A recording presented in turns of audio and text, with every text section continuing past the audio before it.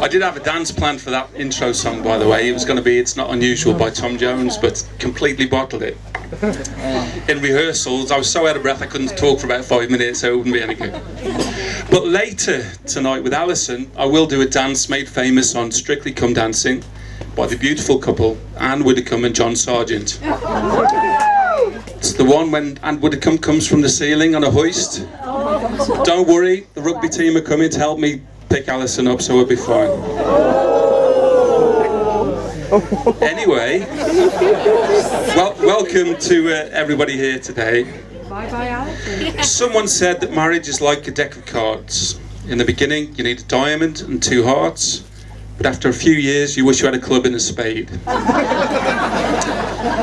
But I'm sure that won't be the case for Dan and Abby.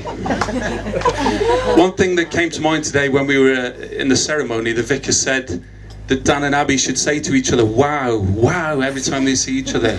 And the vicar said the same thing to me and Alison 25 years ago, but I thought he said cow. Anyway, 25 years wasted. You probably don't know that Dan and I work together on a daily basis. So I've been involved with the wedding plans more than usual. Tasks involved have been varied.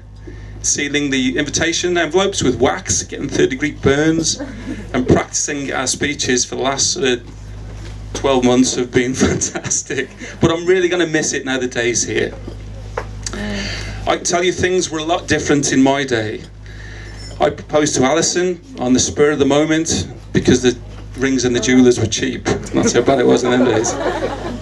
Nowadays, the potential groom gets a loan equal to the Greek national debt and books a trip to Paris to propose. In my day, the stag night consisted of a pub crawl in Dawley High Street. If you were unlucky, you got stripped naked and tied to the Captain Webb monument and forced to drink pints of yellow lukewarm liquid. It smelled awful, and that was the last time I drank Foster. Nowadays you have a weekend away in Leeds full of activities that include shooting, quad biking and bubble football. You still get drunk obviously, but you get tied to a monument of Gandhi instead in Bradford. You never had rehearsals in my day, that's why I got married twice. First time I married way too young, she was Chinese. And then I met Alison, and that was the best thing I ever did. Before I talk about Dan and Abby, Dan needs to get ready on the laptop. I need to read out a few messages from friends and family who couldn't be with us for various reasons today. Dan, I've just had a voicemail from your Uncle Rolf. He said he's held up at the yew tree, so I guess he won't be long, it's just down the road.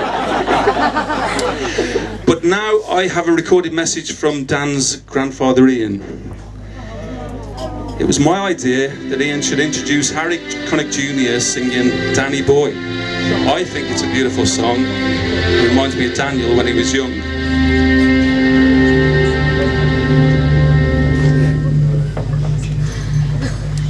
Oh, Danny Boy. But you'll see, poor old Ian, he was having none of it.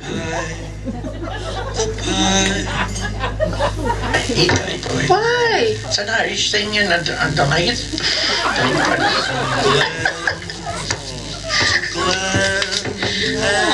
People think I'm Irish. No, it's Danny Boy, it's Danny. It's Irish. Danny Boy. It's an Irish song now. So we had to think of something a bit more Scottish instead.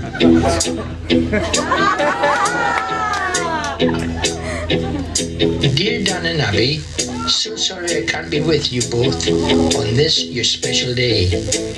I would, however, Dan, like to give you a very important last piece of advice before marrying, and that is...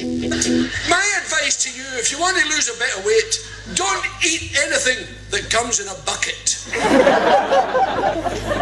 And that's good advice, but he never gave it to me 25 years ago, obviously.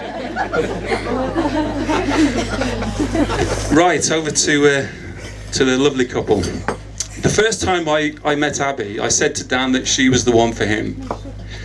Mind you, I said the same thing when I met Ant for the first time. About Dan, not Abby, obviously. Abby is a beautiful girl. It's obvious, everyone to see. Absolutely stunning today. She loves cakes and cats. I think she likes cakes because of Dan's weird fixation with Mary Berry.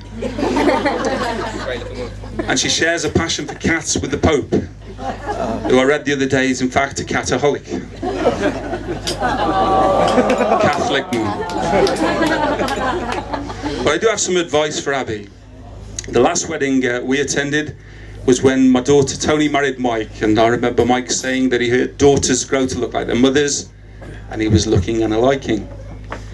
So if it's true that sons grow to look like their fathers, then Abby, just be careful what you feed him.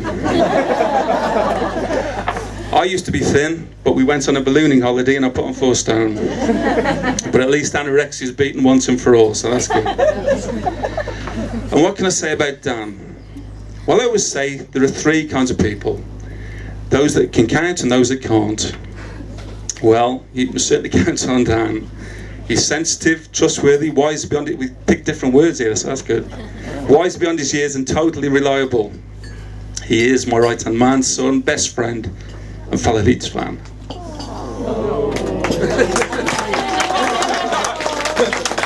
But life's not always been easy for him. At school, kids used to push him around, call him lazy.